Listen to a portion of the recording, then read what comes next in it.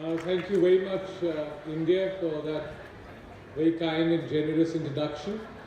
Before I begin, I want to acknowledge the presence of the Treasurer of the Victorian Government, Mr. Tim Pallas. Where is Mr. Pallas?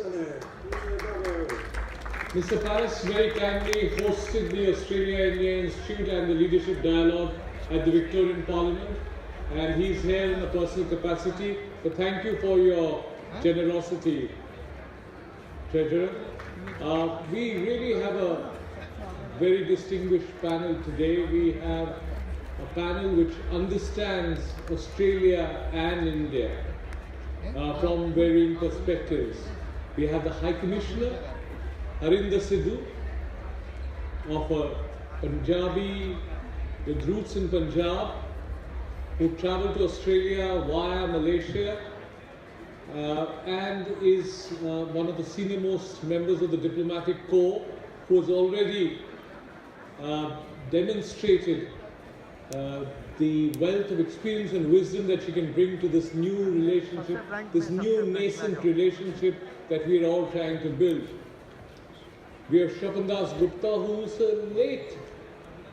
who discovered Australia late, and I must say that I can take some responsibility for his discovery of Australia, but is a member of Parliament, one of our most distinguished commentators, writers, thinkers, and someone who also believes in the potential of this relationship between India and Australia, and that's what I'm reducing this ponderous title to.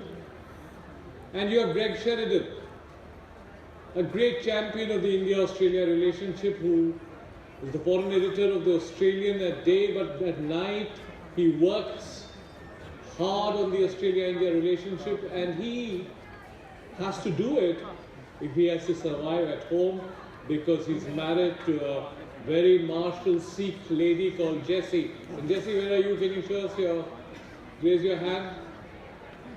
So we have these three lady and two gentlemen going to reflect upon this relationship.